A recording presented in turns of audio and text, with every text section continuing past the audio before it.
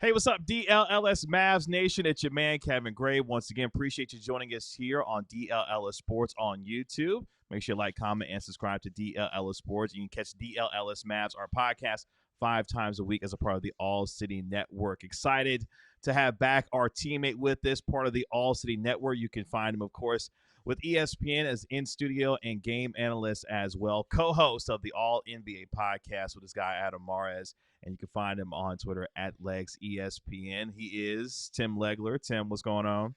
It's my pleasure. Good to be on with you. Great week, really, I think, for the NBA, man. Some of the nights we've had in some of these games and individual performances, close finishes. We've had hype that lived up to it. It's been a wild week in the NBA, man, and it's been very, very fun. If you're an NBA fan, this is the best time of the year right now. The NBA is fully rolling along. Yeah, seeing some history, of course, in Los Angeles as we're talking about this and discussing this on Thursday. Tim in Los Angeles, of course, seeing the Lakers take out the Memphis Grizzlies. LeBron James, the ageless one at 39, continuing to make history as a part of his 22-year illustrious career. It's been a lot of fun watching these teams get after it so far through the first few weeks of the season. But, Tim, as you know, here in Dallas, things haven't been so great so far through the first 11 games of the season. The Mavericks 5-6 so far through the first 11 games as they get ready to take on Utah, then they take on San Antonio when they come back at home on Saturday. For you, what has been the common thread for the Mavericks up and down start through these first 11 games that you've seen that has them at 5-6 right now? Common thread for me, to two. One is they're not good in close games, which is surprising because you have Luka Doncic and Kyrie Irving. Like, you should be better. So that's the thing. And look, their schedule, it does matter. Context of schedule matters. When you start talking about how a team is playing and whether you're playing well or not, you need to look into that and dive into it. And you just look at, you lose to Phoenix, Denver, Golden State, 2 of those 3 on the road. I mean, that's murderer's row right now with the way those teams are all playing. So you've got to, and they're in all those games and they're winnable games, but they're not getting it done at the end. So that's the first thing. You're losing close games, and you're a team that went to the finals that is a contender. You need to win your share of those games, and right now they're not. For them to be sitting here 11 games in, sub 500, with relative health is shocking to me. So that's the first thing, not winning close games. The other one is I don't think they're going to start winning these games or turn this thing around until Luka starts being more efficient with his shooting. It's been a big problem. He's not shooting the ball well enough. And he has such a high usage rate, and he takes so many shots early in the game. Luka takes a lot of shots in the first quarter every night. And I've actually, over the years, I've said I admire him for it because there's no pretense with Luka. He comes out every night and says, you know what? I'm going to dip my toe in the water and see how it feels first for myself. Because, he knows if he's cooking early, he's going to have an epic night. But I also think as a result, sometimes it can be a little bit harder for other guys to get going the start of the game that you're going to need later. But Luka's shooting 41% from the field. When you have that kind of usage rate, you take that many shots, you shoot 41% from the field and 32% for the three-point line, taking 10 a night. I got news for you. You're going to struggle. You're going to have a hard time winning games. So for me, nobody loves Luka Doncic more than I do. I'm putting more onus on him. He's got to be better. He's got to shoot better. He's got to be more efficient. He's got to maybe not be as concerned with having big first quarters and see if the ball can get hopping for some other guys that you're going to need later. Like, it's important Klay Thompson makes shots early in the game. He'll be there later if he does. I promise you that. And I don't know that that's been a design for Luka every night. I think he's got to be better in that area and more efficient flat out with his shot making for them to turn this around. And it's interesting that you bring that up because one of the things that we have been noticing so far through these 11 games, not just, some of the slow starts that Luka's had in terms of his shooting, but also really in first quarters as well. I mean, the Mavericks are being outscored by nearly 3 points on average in first quarters this year, getting off to some really slow starts. So it feels like they're playing a lot of catch up when it comes to these games as well. What have you noticed about some of the things offensively that may be bogging them down and getting off to some of these slow starts that has them in these positions playing catch up like this? Well, okay, so here's what I think. I think Luka, as I said, wants to be aggressive for his own shot early in the game, but at the same time, Luka's not ready to play with fast pace early in the game.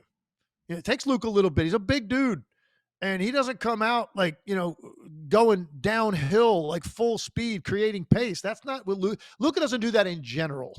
But there are times in the game when he plays faster up the court. And that's better for their offense. And so I think that you add the two things up. He likes to play slower in general and particularly early in the game, combined with his lack of shooting prowess in the first quarter of games. You add that up, and this is what you get. So that's been a problem for them. I also think there are times Kyrie has had a great year. He really has. The guy's shooting 54% from the field. For a guard his size to shoot 54% from the field is really incredible. He's feeling it from the three, 54% from there too. And I think there are times in every game where he gets going and they sort of ride it for a little bit. But I also think they all of a sudden then they'll just turn the water off because then it's Luka's turn again. And say, wait a second. And I thought that was the case actually a little bit in the Golden State game. I thought that Kyrie could have potentially brought that thing home. And it's almost like where it's going to go every time. And like again, I'm not trying to bang on Luka at all here.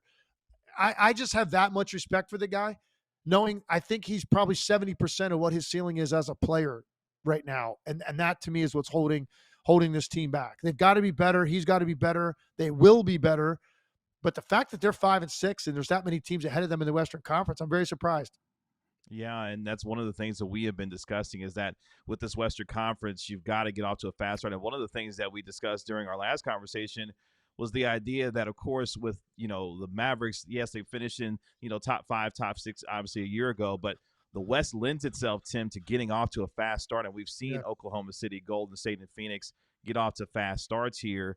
What has to change for you, not just offensively, but defensively, especially down the stretch for this team to be able to climb back up? Or is it more so of a fact of the schedule will get a little bit better for them as the season goes on here? Yeah, the schedule's going to help. Their schedule's been really hard, man, to start the year. And that's, that's just tough because I don't necessarily know that Luka, came out of the summer into camp, out of camp, like at his peak form. Physically, from a conditioning standpoint, just the way he looks, he's going to round himself into that. But as a result, you add up the schedule and him not being at his best to start the year. This is what you get, 5-6. Now, we know how good the West is. We know there's a lot of quality teams. I also think, look, there's going to be room to grab here in the West. Oklahoma City's legit. They're going to be there all year. I think Phoenix has turned it around. I think that they look different. The narrative on them is different for me. Budenholzer's made a big difference. I like some of the pieces they've added as role players. Tyus Jones, Ryan Dunn, Plumlee. Like that, I think they've rounded out their team well. And they've actually been dealing with some injuries here. They haven't had everybody every night. And they're still 9-3. They're going to be in the mix all year. Warriors, I think, are in the mix all year. Denver has turned it around. I think right now Jokic has been maybe the best player in the league here over the last couple of weeks. Again, and so now they've turned it around. They're up to 7-3. They've won 5 straight. But then you look at teams like Houston. Good team, play hard. They're 8-4. I don't know that's indicative of like what their season's going to look like. So there's room to grab there for Dallas. The Lakers, I had them last night. They're 7-4. They're a good team. I don't know if they've got the depth of the 3-point shooting on a nightly basis to be able to do that. And they've got a tough stretch in their schedule coming up. Memphis is a wild card because they're 7-5 without Ja, Desmond Bane. You got to watch them. The Kings, I don't think they know who they are yet, adding DeRozan. Clippers are about what they're going to be. I think a 500 team. Spurs are 500. Minnesota's 500. There's a lot of teams there.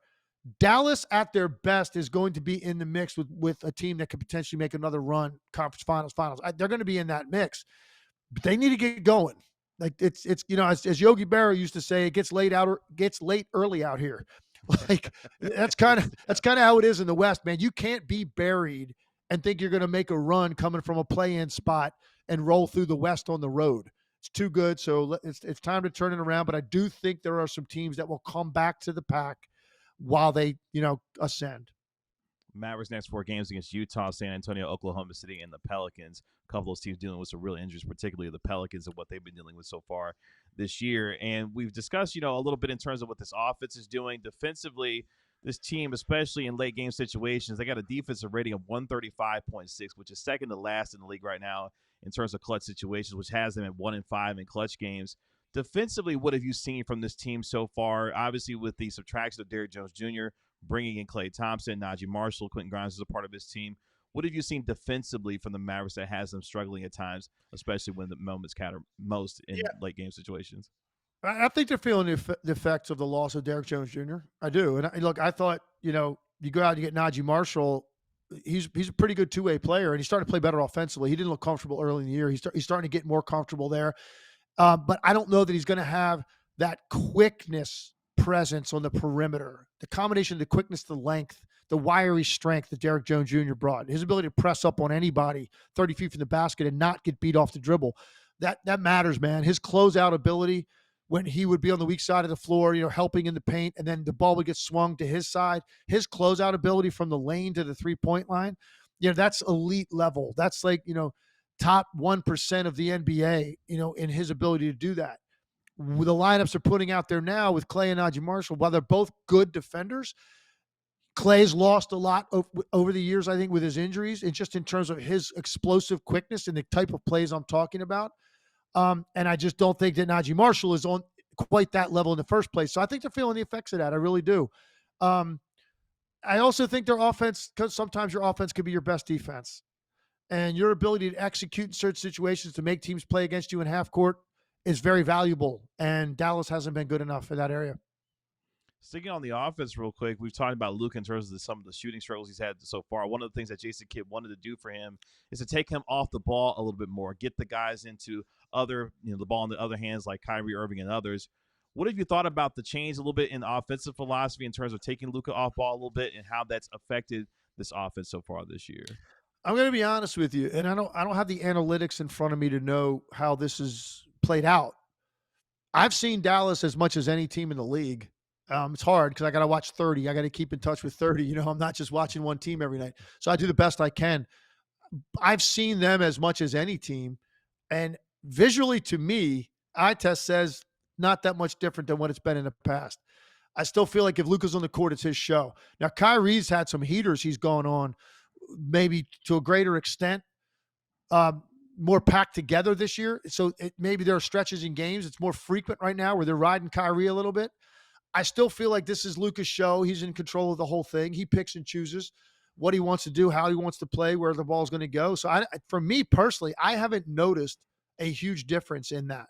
And it's going to be interesting to see because right now, I'm sure you're better. You're the best person to ask. Is the vibe pretty negative right now about what you're seeing out of the Mavericks in Dallas, like from a fan base and a media perspective?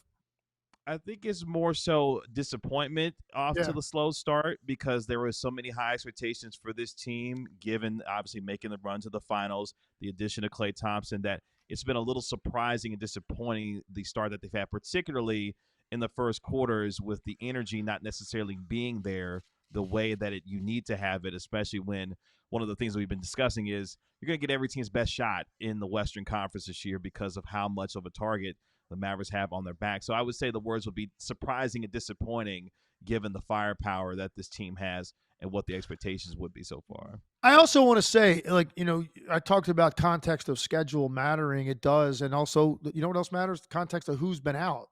You miss PJ Washington, you miss Derek Lively. Those guys both missed 4 games. Mm-hmm. You talk about issues defensively. There's a big difference right there. Both of those guys are committed defenders. They have very active legs. PJ's very versatile. He can guard smaller players if they get hot. He can switch on to bigger guys. He's got the strength to do it. And then Lively, he's so active around the rim. So I mean that matters. You got to look at that.